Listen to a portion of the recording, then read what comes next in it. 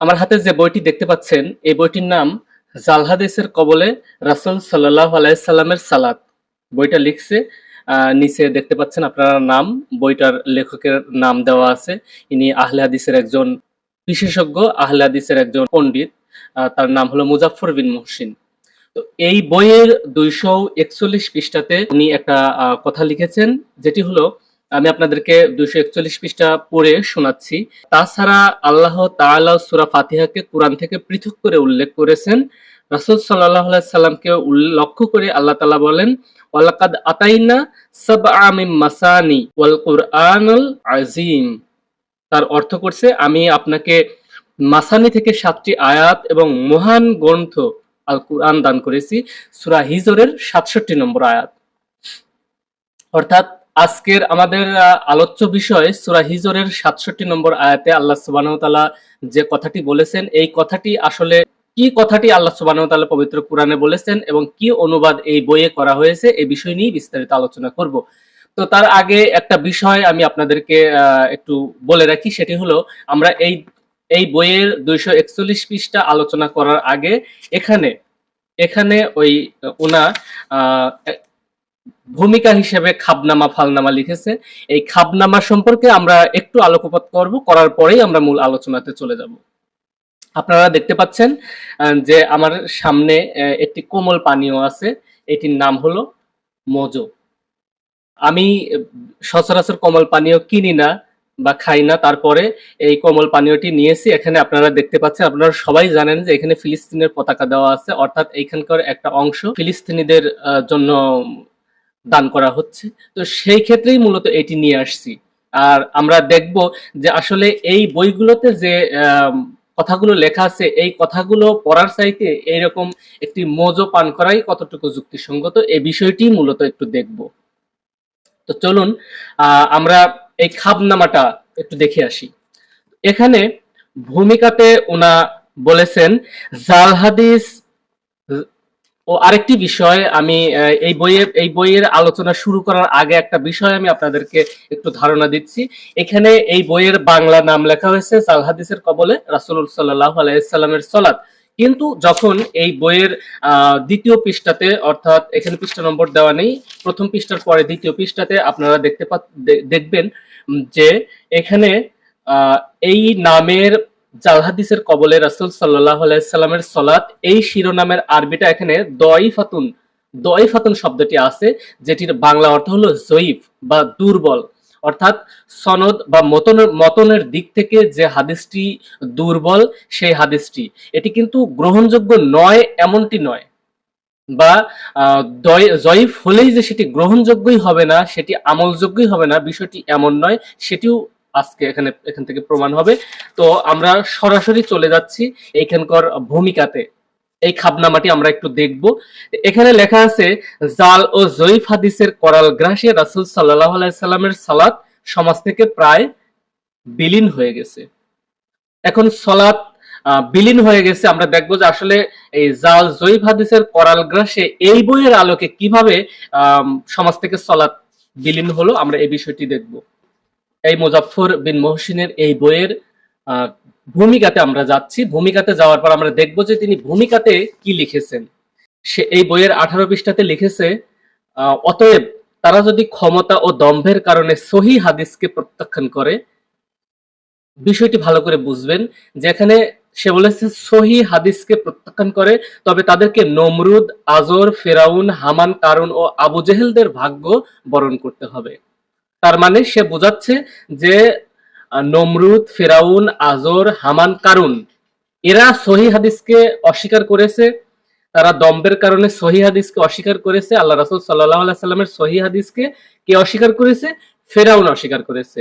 এরপরে অস্বীকার করেছে নমরুদ, এরপরে অস্বীকার করেছে আজর, হামান, কারুন এবং সর্বশেষে আবু জেহেলের নাম সে লিখেছে। তারা এই আল্লাহ রাসূলের সহিহ হাদিসকে অস্বীকার করেছে। আচ্ছা, আমি জানি না যে নমরুদের সময় আল্লাহ রাসূল সাল্লাল্লাহু আলাইহি সাল্লামের এই সহিহ হাদিস, অর্থাৎ মুজাফফর বিন মহসিনদের এই সকল সহিহ হাদিস ছিল কিনা, বা নমরুদ, কারুন, ফেরাউন এদের সময় সহিহ হাদিস ছিল কিনা এই বিষয়টি আমি আমার বোধগম্য নয়। তো তারপরে সে একটি কথা লিখেছে, ইব্রাহিম আলাইহিস সালামের পিতা আজরের জন্য সুপারিশ করলেও আল্লাহ কবুল করবেন না, বরং তার সামনে আজরকে পশুতে পরিণত করা হবে। আচ্ছা, ভালো কথা। নর্দমায় ডোবানো হবে এবং জাহান্নামে নিক্ষেপ করা হবে। ঠিক আছে, এখানে আমাদের কোনো আপিল নেই, কারণ সে সহিহ বুখারীর একটি হাদিস নিয়ে এসেছে। আচ্ছা, নিয়ে আসুক। তো এখানে কারণ কারণ হিসেবে উল্লেখ করেছে, কারণ ইব্রাহিম আলাইহিস সালাম ওহীর দাওয়াত দিয়েছিলেন।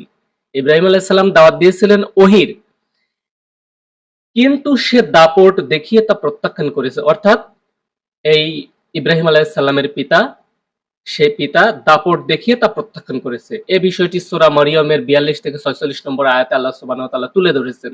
আচ্ছা, এখানে ইব্রাহিম আলাইহিস সালাম তাকে ওহীর দাওয়াত দিয়েছিলেন। ইব্রাহিম আলাইহিস সালাম তাকে সহিহ হাদিস বা জাল হাদিস বা জয়ীফ হাদিস কোন হাদিসের দাওয়াত দিয়েছিলেন না, তিনি দিয়েছিলেন ওহীর দাওয়াত, যে কথাটি তিনি এখানে স্পষ্ট লিখেছেন। আচ্ছা, এরপরে আমরা এই বইয়ের 14 নম্বর পৃষ্ঠাতে যাই। 14 নম্বর, আমরা খুব দ্রুত মূল আলোচনাতে ফিরে আসব। আমি এই বইয়ের খাবনামা ফালনামা সম্পর্কে একটু আপনাদেরকে ধারণা দিচ্ছি। 14 পৃষ্ঠাতে যখন আপনি যাবেন, যাওয়ার পরে দেখবেন যে হুযায়ফা রাদিয়াল্লাহু তাআলা আনহু, আমরা প্রত্যেকেই জানি যে হযরত হুযায়ফা রাদিয়াল্লাহু তাআলা আনহুর যে বর্ণনাটি, সে বর্ণনাটি এসেছে এখানে। হযরত হুযায়ফা রাদিয়াল্লাহু তাআলা আনহুকে আল্লাহ রাসূল সাল্লাল্লাহু আলাইহি ওয়াসাল্লাম যখন ইয়ামেনে প্রেরণ করলেন, ইয়ামেনে গিয়ে তিনি দেখতে পেলেন, মসজিদে নামাজ শেষ করে তিনি দেখতে পেলেন একজন লোক নামাজ আদায় করছে, তিনি রুকু সিজদা ঠিক মতো করছেন না। এখানে সে বিষয়টি বলা হয়েছে, জনৈক ব্যক্তিকে সালাতে রুকু সিজদা পূর্ণভাবে আদায় করতে না দেখে তাকে ডেকে বললেন, তুমি সালাত আদায় করনি। অর্থাৎ হযরত হুযায়ফা রাদিয়াল্লাহু তাআলা আনহু দেখলেন যে জনৈক সাহাবী আল্লাহ রাসূল সাল্লাল্লাহু আলাইহি ওয়াসাল্লাম যেভাবে সুবহানা রাব্বিল আযীম, সুবহানা রাব্বিল আ'লা এই তাসবিহগুলা 3 বার, 5 বার, 7 বার তিলাওয়াত করতে যে সময়টুকু নেন, সময়টুকু দেননি। বিদায় হযরত হুযায়ফা রাদিয়াল্লাহু তাআলা আনহু তাকে ডাকলেন এবং ডেকে বললেন যে আপনার সালাত সম্পূর্ণ হয়নি, আপনি পুনরায় সালাত আদায় করবেন। তিনি সালাত শিখিয়ে দিলেন। আচ্ছা, এখানে কিন্তু রফুল ইয়াদাইন, জোরে আমিন বলা, এই বিষয়গুলো নিয়ে কথা হয়নি, কথা হয়েছে ফরজ এবং ওয়াজিব বিষয়গুলো নিয়ে।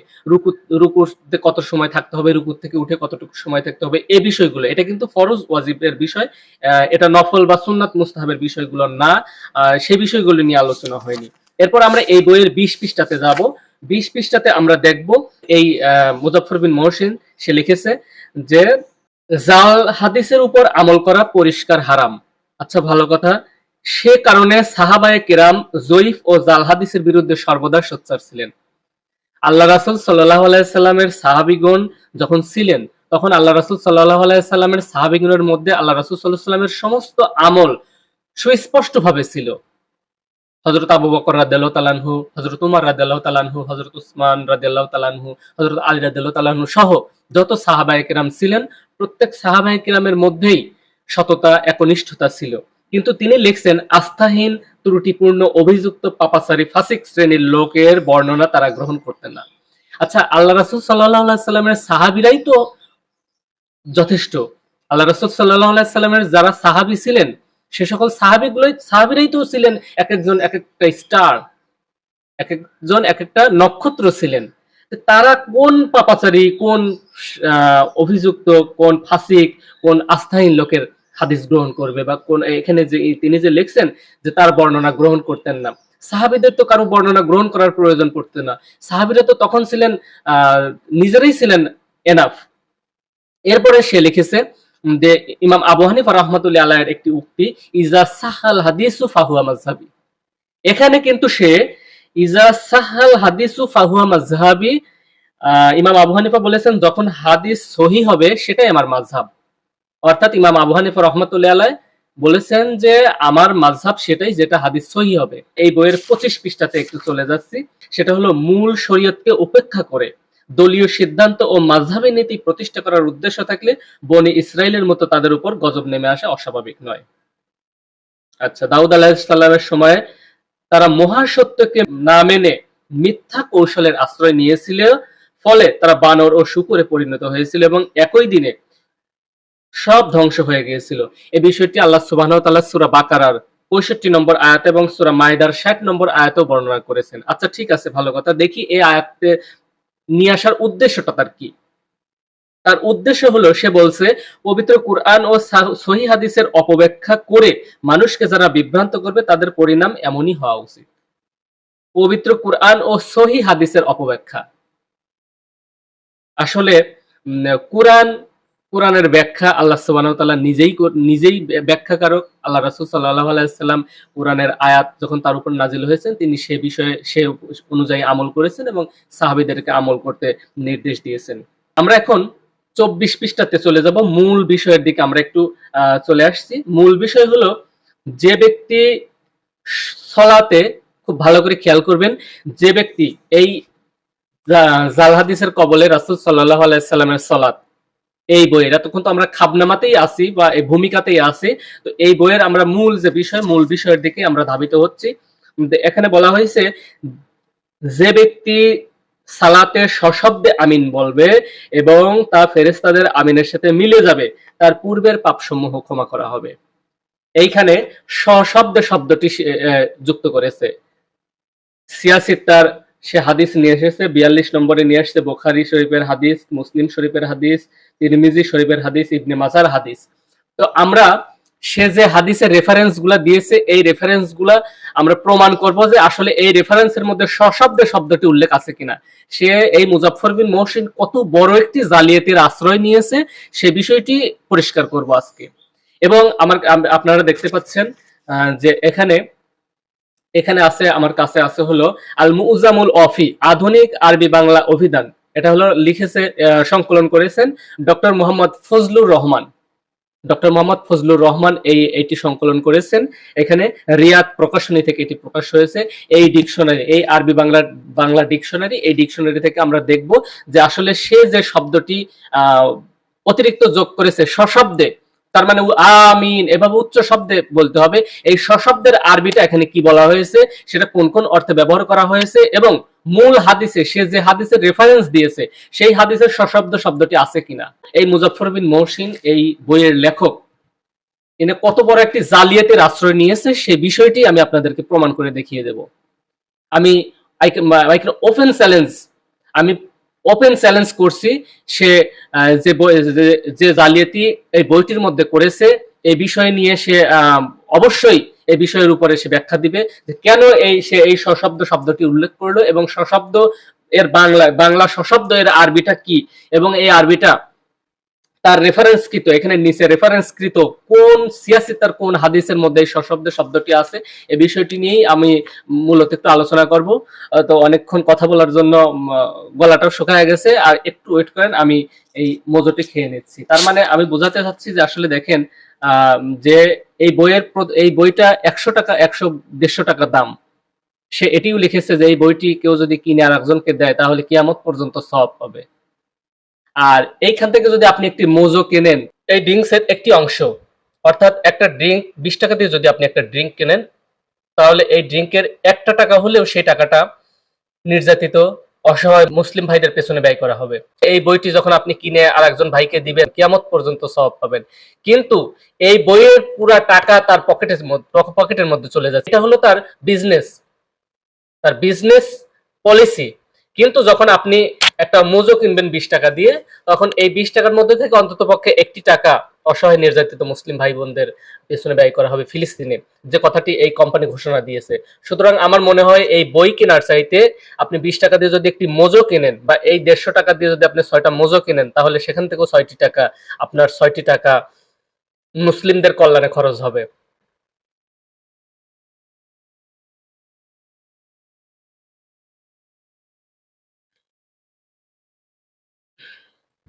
এই আল মুজামুল ওয়াফি, আধুনিক বাংলা অভিধান, এই অভিধানের আপনার হলো 911 পৃষ্ঠা। 911 পৃষ্ঠাতে, এই অভিধানের 911 পৃষ্ঠাতে আমরা একটু যাচ্ছি। যে এখানে 911 পৃষ্ঠায় 7 নম্বর শব্দটিতে বলা হয়েছে মাদ্দা শব্দের বেশ কয়েকটি অর্থ করা হয়েছে। আমি সবগুলো অর্থই বলছি। মাদ্দা শব্দের মূল অর্থ করা হয়েছে প্রসারিত করা, বৃদ্ধি করা, বাড়ানো, সরানো, বিছানো, দীর্ঘ করা, অবকাশ দেওয়া, সাহায্য করা। জোয়ার হওয়া। যদি নদীর ক্ষেত্রে ব্যবহার করা হয় মাদ্দা, তাহলে এর অর্থ হবে জোয়ার হওয়া। যদি বাড়া, যদি বেলার ক্ষেত্রে ব্যবহার করা হয় তাহলে হবে বেলা বেড়েছে বা বেলা বেড়ে গেছে, এরকম। যদি আরবি হরফের ক্ষেত্রে ব্যবহার করা হয়, এর অর্থ হবে দীর্ঘ উচ্চারণ করা। কালি হওয়া। যদি দুয়াতের ক্ষেত্রে ব্যবহার করা হয় তাহলে হবে কালি রাখা। কলমের ক্ষেত্রে ব্যবহার করা হলে হবে কালি ভরা। আল্লাহ সুবহানাহু ওয়া তাআলা পবিত্র কোরআনের সূরা কাহাফের ১০৯ নম্বর আয়াতে বলেছেন, কুল লাউ কানাল বাহরু মিদাদাল লিকালিমাতি রব্বি লানাফিদাল বাহর। এইখানে আল্লাহ সুবহানাহু ওয়া তাআলা মিদাদুন শব্দ ব্যবহার করেছেন। মিদাদুন মানে ওইখানে মিদাদুন মানে কালি ব্যবহার করা হয়েছে, অর্থাৎ যদি সমুদ্রের পানিকে কালি করা হয়, এইখানে কালি ব্যবহার করতে, কলমের কালি ব্যবহার করতে মিদাদুন শব্দ ব্যবহার করা হয়েছে। এখানে এই বিষয়টি আছে কোন শব্দটি কোন অর্থে ব্যবহার করবে। আর এখানে এখানে আরবি হরফের ক্ষেত্রে দীর্ঘ উচ্চারণ বোঝানো হয়। তাহলে দেখেন এখানে লেখছে যে ব্যক্তি সশব্দে আমিন বলবে, অর্থাৎ তার মূল উদ্দেশ্যটা কিন্তু এখন শুরু হলো, যে ব্যক্তি সশব্দে আমিন বলবে মানে জোরে আমিন বলতে হবে। সূরা ফাতিহার শেষে জোরে আমিন বলতে হবে। আসলে আমাদের আলোচ্য বিষয় হলো সূরা ফাতিহাকে তিনি বলছেন যে সূরা ফাতিহা কোরআন নয়। সে আরেকটি কথা বলেছেন, সূরা জিলজাল কোরআনের কোন সূরা নয়, এটি শিয়ারা কোরআনের মধ্যে ঢুকাইছে। সূরা ফাতিহা কোরআনের কোন আয়াত না। তার মানে সূরা কোরআন থেকে দুইটি সূরা অলরেডি কমে যাচ্ছে। সে বিষয়টি আলোচনা করব। তো তার আগে দেখি যে ব্যক্তি সলাতে সশব্দে আমিন বলবে, তার এখানে কিন্তু মোটিভটা, তার যে মোটিভ, সে মোটিভটা শুরু হলো যে সশব্দে আমিন বলতে হবে। সশব্দে আমিন বলার জন্য যতগুলা হাদিস এখানে দেওয়া হয়েছে ৪২ নম্বর টিকাতে আছে, বুখারী হাদিস নম্বর ৭৮০। আমরা সরাসরি এই হাদিসে চলে যাচ্ছি, দেখি এই হাদিসের মধ্যে এই বিষয়টা আছে কিনা। জামে আত-তিরমিজি হাদিস নম্বর ২৪৮। ওয়াইল ইবনে হুজর রাদিয়াল্লাহু তাআলা আনহু থেকে বর্ণিত, তিনি বলেন, আমি রাসূল সাল্লাল্লাহু আলাইহি সাল্লামকে গায়রিল মাগদুবি আলাইহিম ওয়ালাদ-দাল্লিন পাঠ করতে এবং আমিন বলতে শুনেছি। আমিন বলতে গিয়ে তিনি নিজের কণ্ঠস্বর দীর্ঘ ও উচ্চ করলেন। সহিহ ইবনে মাজায়ও হাদিস আছে। ফুটনোটটা আমরা একটু দেখব। এ অনুচ্ছেদে আলী ও আবু হুরায়রা থেকেও হাদিস বর্ণিত আছে। আবু ইসা বলেন, ওয়াইল ইবনে হুজরের হাদিসটি হাসান। নবী সাল্লাল্লাহু আলাইহি সাল্লামের একদল সাহাবা তাবেঈ ও তাদের পরবর্তীগণ আমিন সশব্দে বলার পক্ষে মত দিয়েছেন। দেখেন হাদিসটি সাহাবী বর্ণনা করেছে, কিন্তু তাবেঈ ও তাদের পরবর্তীগণ আমিন বলার সশব্দে বলার পক্ষে মত দিয়েছেন। এখানেই ঝামেলা আছে। গৈরিল মাগদুবি আলাইহিম ওয়ালাদ-দাল্লিন পাঠ করলেন, অতঃপর নিচু স্বরে আমিন বললেন। এটি সহিহ আবু দাউদের ৮৬৩ নম্বর হাদিস। এখানে কিন্তু নিচু স্বরে আমিন বলার কথা বলা হয়েছে। আবু ইসা বলেন, আমি মুহাম্মদকে অর্থাৎ বুখারীকে বলতে শুনেছি, এ বিষয়ে শুবার হাদিসের তুলনায় সুফিয়ানের হাদিস বেশি সহিহ। তার মানে শুবার হাদিসের চেয়ে সুফিয়ানের হাদিস গ্রহণযোগ্য করা হলো। সহিহ বুখারী হাদিস নম্বর ৭৮০। আবু হুরায়রা রাদিয়াল্লাহু তাআলা আনহু থেকে বর্ণিত, নবী সাল্লাল্লাহু আলাইহি ওয়াসাল্লাম বলেছেন, ইমাম যখন আমিন বলেন তখন তোমরাও আমিন বলো, কেননা যার আমিন বলা ও মালাইকার আমিন বলা এক হয়, তার পূর্বের সব গুনাহ মাফ করে দেওয়া হয়। ইবনে শিহাব রহমাতুল্লাহি আলাইহি বলেন, রাসূল সাল্লাল্লাহু আলাইহি সাল্লাম ও আমিন বলতেন। এটি বর্ণিত হয়েছে সরাসরি সাহাবী কর্তৃক, কিন্তু ইবনু শিহাব রহমাতুল্লাহি আলাইহি তিনি অতিরিক্ত যে কথাটি বললেন, রাসূল সাল্লাল্লাহু আলাইহি সাল্লাম আমিন বলতেন, এই কথাটি কিন্তু আবু হুরায়রা রাদিয়াল্লাহু তাআলা আনহু, যিনি মূল হাদিস বর্ণনাকারী, তিনি কিন্তু একথা বলেননি। একথা বললেন অন্য একজন মানুষ। সহিহ মুসলিম হাদিস নম্বর ৮০১। আবু হুরায়রা রাদিয়াল্লাহু তাআলা আনহু থেকে বর্ণিত, রাসূল সাল্লাল্লাহু আলাইহি ওয়াসাল্লাম বলেন, ইমাম যখন আমিন বলে তোমরাও তখন আমিন বলো, কেননা যার আমিন বলা মালাইকাদের আমিন বলার সাথে মিলে যাবে, তার আগেকার সব গুনাহ মাফ করে দেওয়া হবে। ইবনু শিহাব বলেন, রাসূল সাল্লাল্লাহু আলাইহি সাল্লাম আমিন বলতেন। অনুরূপ হাদিস, একই হাদিস আগে যে হাদিসটি দেখা গেল। সহিহ মুসলিম হাদিস নম্বর ৮০৩ আনহু থেকে বর্ণিত, তিনি বলেন, রাসূল সাল্লাল্লাহু আলাইহি সাল্লাম বলেন, তোমাদের কেউ সালাতে আমিন বলল এবং আকাশমণ্ডলীর মালাইকারাও আমিন বলল, একজনের আমিনের সাথে আরেকজনের আমিন মিলে গেল, তার আগের সব গুনাহ মাফ করে দেওয়া হলো। সহিহ মুসলিম হাদিস নম্বর ৮০৪। হুরায়রা রাদিয়াল্লাহু তাআলা আনহু থেকে বর্ণিত, তিনি বলেন, রাসূল সাল্লাল্লাহু আলাইহি সাল্লাম বলেছেন, তোমাদের কেউ যখন আমিন বলে এবং আকাশমণ্ডলীর মালাইকারাও আমিন বলে, উভয়ের আমিন যদি একই সাথে মিলে যায়, তবে আল্লাহ তার আগের সব গুনাহ মাফ করে দেবেন। তার সর্বশেষ দলিল সহিহ মুসলিম হাদিস নম্বর 806। আবু হুরায়রা রাদিয়াল্লাহু তাআলা আনহু থেকে বর্ণিত, তিনি বলেন, রাসূল সাল্লাল্লাহু আলাইহি সাল্লাম বলেন, কারি অর্থাৎ ইমাম যখন সালাতে গৈরিল মাগদুবি আলাইহিম ওয়ালাদ-দল্লিন বলে, তখন তার পিছনের লোকেরাও অর্থাৎ মুক্তাদিগণও আমিন বলবে। তাদের একথা আকাশমণ্ডলীর অধিবাসী মালাইকাদের কথার সাথে একত্রে উচ্চারিত হলে তাদের অর্থাৎ মুক্তাদির পিছনের গুনাহ মাফ করে দেওয়া হবে। এখানে কোথাও সশব্দে এই কথাটি লেখা নেই, বাংলায়ও লেখা নেই, আরবিতেও লেখা নেই, কিন্তু তিনি এখান থেকেই দলিল দিয়েছেন। আমরা দেখলাম যে এখানে এই বইয়ের 24 পৃষ্ঠাতে জোরে আমিন বলার বিষয়ে যে টিকাতে যে হাদিসের রেফারেন্সগুলো দিয়েছে, সেই হাদিসের রেফারেন্সগুলো কিন্তু কোথাও সশব্দে শব্দটি উল্লেখ নেই। সুন্নাত, নফল, মুস্তাহাব যে বিষয়গুলো, এই বিষয়গুলো নিয়ে বাড়াবাড়ি, সরাসরি, এমনকি এই বিষয়গুলোর উপর কেন্দ্র করেই মসজিদ, কবরস্থান এগুলোও আলাদা হয়ে যাচ্ছে, ইউনিটি আলাদা হয়ে যাচ্ছে, ভ্রাতৃত্ব আলাদা হয়ে যাচ্ছে, শুধুমাত্র মুস্তাহাব বিষয়গুলোকে আমল করার জন্য। কোনো ব্যক্তি যদি তাকবীরে তাহরিমার পর হাত না বাঁধে তার নামাজ হবে না, এ মর্মে কোনো কথা আল্লাহ রাসূল সাল্লাল্লাহু আলাইহি সাল্লাম বলেননি, কোনো সাহাবী, তাবেঈ, তাবেঈ, আইম্মায়ে মুজতাহিদিন কেউ বলেননি। সালাতে জোরে আমিন বলা এটা ফরজ নয়, ওয়াজিবও নয়। বুকে হাত বাঁধা ফরজও নয়, ওয়াজিবও নয়। এরপরে এই বইয়ের লেখক দেখলাম একদিন একটা টুপি সে ছিঁড়ে ফেলছে এবং 100 করে টাকা দিচ্ছে। তাকে তো টুপি ছিঁড়ার জন্য পৃথিবীতে পাঠানো হয়নি, তাকে পাঠানো হয়েছে বাল্লিগু আন্নি ওয়ালাউ আয়া, একটি আয়াতও যদি সে জানে, একটি কথাও যদি সে জানে, সে কথাটি মানুষের কাছে পৌঁছে দিবে। আল্লাহ রাসূল সাল্লাল্লাহু আলাইহি সাল্লামকে আল্লাহ তাআলা বলেছেন যে ইয়া আইয়ুহার রাসূল বাল্লিগ মা উনজিলা ইলাইকা মির রাব্বিক, তোমার রবের পক্ষ থেকে যা অবতীর্ণ করা হয়েছে তোমার প্রতি, তুমি সেটাই মানুষের কাছে পৌঁছে দাও। এই বইয়ের লেখক সে বলেছেন 27শে রমজান ইবাদত করা মূর্তি পূজা করার চেয়েও খারাপ। তার মানে কি বোঝা গেল যে মূর্তি পূজা করো এটা ভালো, কিন্তু 27 তারিখে নামাজ পড়বা না। এরপরে আরেকজন আহলে হাদিস, তার নামটা আপনারা জানেন, সে বলছে শবে বরাতের রাতে অর্থাৎ নিসফু শাবান মাসের 14 তারিখ দিবাগত রাত্রে ইবাদত করার চাইতে বেশ্যখানায় গিয়ে রাত কাটানো ভালো। তার মানে ইবাদত করার দরকার নেই, বেশ্যখানাতে যাও। আসলে এরা যে একটি মিশনকে সামনে নিয়ে মাঠে নেমেছে, এই বিষয়টি মোটামুটি পরিষ্কার। তারা একটি মিশনকে বাস্তবায়ন করার লক্ষ্যে যে মাঠে নেমেছে, এই বিষয়টি আস্তে আস্তে যাত্রীর সামনে পরিষ্কার হয়ে যাচ্ছে। মতিউর রহমান মাদানি এ বলছে যে কোথাকার কোন সিস্টার রাহুল, ব্রাদার রাহুল আরবি ইবারত পড়তে পারে না, সূরা ফাতিহা শুদ্ধভাবে বলতে পারে না, সে একেবারে শায়েখ হয়ে গেছে। আর মানুষও আছে, এরা একজন মানুষকে একেবারে শায়েখ বানিয়ে দিতেছে। এখানে মুফতি, মুহাদ্দিস, বড় বড় ইসলামিক স্কলার আছে, একজন হিন্দু কিছুই জানে না তাকে শায়েখ বানায় দিছে। এই মতিউর রহমান মাদানি তিনি কিন্তু কথাটি খারাপ বলেননি।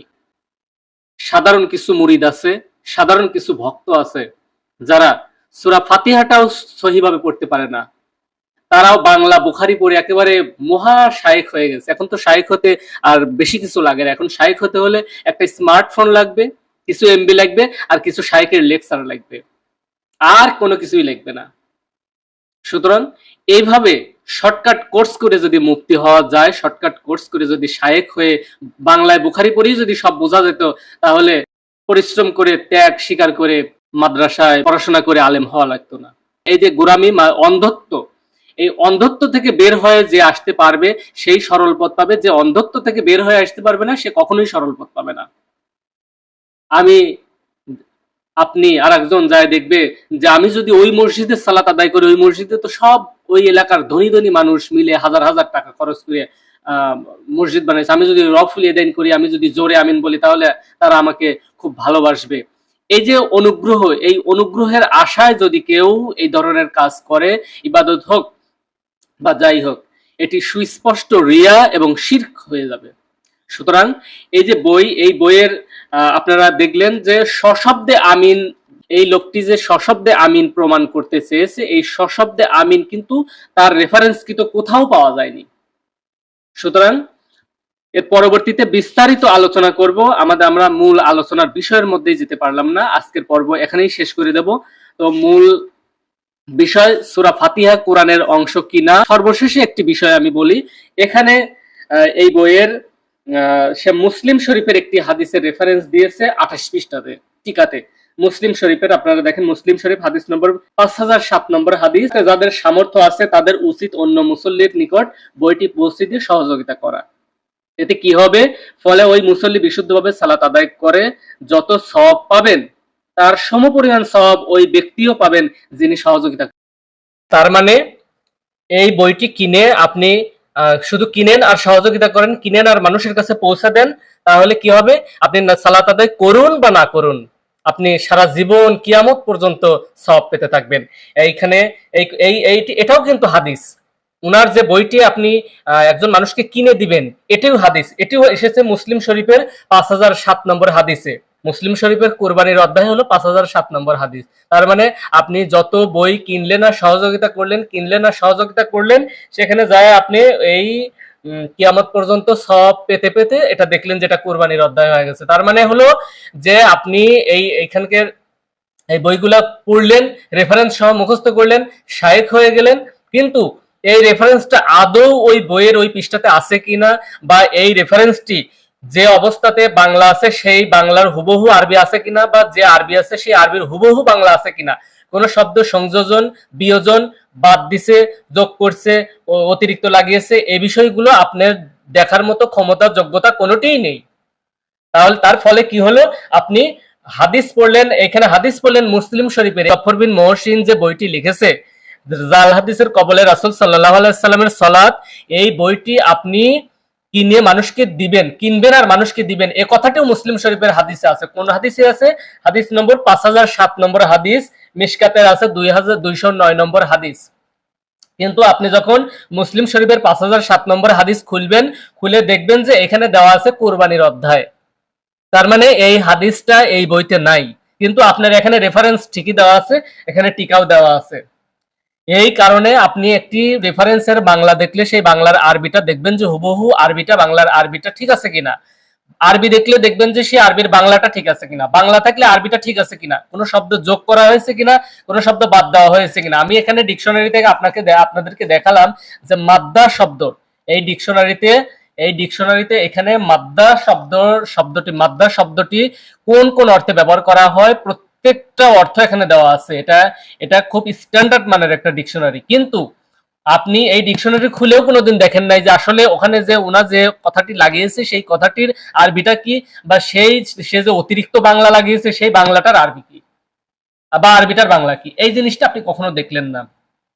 এখানে সর্বশেষে আমি আপনাদেরকে একটা কথা বলছি, সর্বশেষ কথা, এই এপিসোডের এই বক্তব্যের সর্বশেষ কথা আমি ধারাবাহিকভাবে আলোচনা করব। এই বইয়ের উপরেও ধারাবাহিক আলোচনা হবে, আহলে হাদিসের উপরেও ধারাবাহিক আলোচনা হবে। আহলে হাদিস বলতে কি বোঝায়? হাদিসের অনুসারী। আসলে হাদিসের অনুসারী, তারা বলে কোরআন এবং হাদিস, আসলে কোরআন এবং হাদিস না, তারা মানে শুধুমাত্র হাদিস। কোন হাদিসগুলা মানে? যে হাদিসগুলা তাদের মানা প্রয়োজন, শুধুমাত্র সেই হাদিসগুলোই মানে। ওই হাদিসটা যদি মুসান্নাফ ইবনে আবি শাইবাতে থাকে, ওই হাদিসটা যদি আপনার থাকে হলো তাবাকাতুল হানাবিয়া এই কিতাবের, এটা এই কিতাবেরও যদি 150 নম্বর খণ্ডেও থাকে, সেটা যদি তাদের রেফারেন্সের প্রয়োজন হয় তাহলে সেটা তারা নিয়ে আসবে। কিন্তু বুখারী শরীফ সহ অন্যান্য কিতাবের সহি হাদিসও যদি হয়, আবু দাউদ শরীফের সহি হাদিসও যদি হয়, ইমাম আবু দাউদ একটি হাদিস লিখেছেন, নিচে লিখেছে হাদিসটির মান দুর্বল, এটাও যদি প্রয়োজন হয় এটাকে সহি হিসাবে চালায় দিতেও কোনো সমস্যা নাই। পরবর্তী আলোচনা আসবে যে কোরআন থেকে সূরা ফাতিহা কোরআন কিনা। সে যে 242 পৃষ্ঠাতে 241 পৃষ্ঠাতে বলছে যে কোরআন এবং সূরা ফাতিহা আর কোরআন আলাদা, এই বিষয়টি নিয়ে আলোচনা হবে। তার আগে একটা বিষয় আমি বলি, সেটা হলো 28 পৃষ্ঠাতে সে প্রথমেই লিখেছে বর্তমান সমাজে যে সালাত প্রচলিত আছে তা জাল ও জয়ীফ হাদিস ভিত্তিক বানোয়াট সালাত। রাসূল সাল্লাল্লাহু আলাইহি সাল্লাম যে পদ্ধতিতে সালাত আদায় করতেন সেই পদ্ধতি কোনো মসজিদে চালু নেই বললেই চলে। শুধুমাত্র কোথায় আছে? যেখানে দেখবেন যে লেখা হলো আহলে হাদিস মসজিদ, সেই মসজিদে আছে। এরপরে ইন্টারেস্টিং একটি বিষয় লিখেছে, সেটা হলো 241 হিজরির পূর্বে 241 হিজরির পূর্বে, বর্তমানে কত হিজরি চলে? আজকে 2024 সালে হিজরি চলতেছে 1445। আর এই ঘটনা হলো 241 হিজরির পূর্বে, মানে 241 আরবি সালের আগে। 241 হিজরির পূর্বে ইমাম আহমদ ইবনে হাম্বল, প্রসিদ্ধ 4 ইমামের একজন সম্মানিত ইমাম আহমদ ইবনে হাম্বল, তিনি জন্মগ্রহণ করেছেন 164 হিজরিতে, মৃত্যুবরণ করেছেন 241 হিজরিতে। তার মানে 241 হিজরিতে মৃত্যুবরণ করেছে। তুমি যদি এই যুগের 100 মসজিদেও সালাত আদায় করো, তবু তুমি কোনো একটি মসজিদেও রাসূলুল্লাহ ও সাহাবায়ে কেরামের সালাত দেখতে পাবে না। অর্থাৎ আমরা যদি মনে করি তিনি মারা যাওয়ার 5 বছর আগে এটা বলছেন, তাহলে এটার দ্বারাই মোটামুটি 235 হিজরিতে, 235 হিজরিতে এসে ইমাম আহমদ ইবনে হাম্বল নাকি এই কথাটি বলেছেন। আজ থেকে মিনিমাম 1200 বছর আগে, 1200 বছর আগে নাকি ইমাম আহমদ ইবনে হাম্বল বলছে কোন মসজিদে আল্লাহ রাসূলের সালাত নাই। তাহলে কোন মসজিদেই যদি ধরে নেওয়া হয় যে কথাটি ঠিক আছে, তাহলে কোন মসজিদেই সালাত নেই, 1200 বছর আগের কথা, তাহলে আজকে তো সালাতের অস্তিত্বই থাকার কথা ছিল না। দেখবেন যে আরবি ইবারত ঠিক আছে, কিন্তু তার মধ্যে অতিরিক্ত শব্দ ঢোকানো হয়েছে। ওই শব্দটি দেখবেন একটা ডিকশনারির মধ্যে, সেই শব্দটার অর্থটা কি, সেই শব্দটার আরবিটা কি, সেই বাংলার আরবি কি, আরবির বাংলা কি, এভাবে যাচাই বাছাই করে আল কুরআনের আলোকে আল্লাহ রাসূল সাল্লাল্লাহু আলাইহি ওয়াসাল্লাম জীবন পরিচালনা করেছেন, বিধান দিয়েছেন, আইন প্রণয়ন করেছেন, শাসন প্রণয়ন করেছেন, বিচার প্রণয়ন করেছেন, সবকিছুই করেছেন তিনি আল কুরআন থেকে। আল্লাহ রাসূল সাল্লাল্লাহু আলাইহি ওয়াসাল্লামের যারা সাহাবী ছিলেন, তারাও সেই কোরআনের আলোকে জীবন পরিচালনা করেছে। সুতরাং সরল পথ পেতে হলে কোরআনের বিকল্প কোনো কিছুই নাই। আল কোরআন মানবতার একমাত্র সমাধান। সুতরাং সরল পথের সন্ধানে এই নিরন্তর পথ চলা আপনাদের সকলকেই আল কোরআনের আলোকেই গ্রহণ করতে হবে। আপনি হাদিস হাদিস মানবেন যে হাদিসগুলো আপনার কাছে সন্দেহাতীতভাবে প্রমাণিত, আমলযোগ্য যে বিষয়গুলা, যে বিষয়ে ফরজ ওয়াজিবের মধ্যে কোনো কন্ট্রাডিকশন নাই, ফরজ ওয়াজিবের মধ্যে কোনো মতপার্থক্য নাই, সেই হাদিসগুলা মেনে চলুন। আপনি যদি দেখেন যে একটি হাদিস, যে হাদিসটি সকলেই সহি বলেছেন, কিন্তু হাদিসটি কোরআনের আমলের সাথে, কোরআনের আয়াতের সাথে, কোরআনের বাস্তবতার সাথে, কোরআনের প্রেক্ষাপটের সাথে, কোরআনের পরিস্থিতির সাথে বৈপরীত্য, তাহলে আপনি কি সেই কোরআন মানবেন নাকি হাদিস মানবেন? আজকে দেখা যাচ্ছে যে হাদিসকে প্রতিষ্ঠিত করার জন্য কোরআনকে ওভারটেক করা হচ্ছে। তার মানে হাদিসকে প্রতিষ্ঠিত করার জন্য, হাদিসকে সমাজে তুলে ধরার জন্য কোরআনকে অবমূল্যায়ন করা হচ্ছে। সুতরাং আপনি হাদিস মানুন, কিন্তু লক্ষ্য রাখবেন যেন আপনার এই হাদিস মানার কার্যক্রমটি কোরআনকে উপেক্ষিত না করে। আল্লাহ সুবহানাহু ওয়া তাআলা আমাদের সকলকে সরল পথে পরিচালিত করুন এবং তার দেখানো পথে কবুল করে নিন। আজকের পর্বে এ পর্যন্তই। ইনশাআল্লাহ পরবর্তী পর্বে খুব শীঘ্রই দেখা হচ্ছে।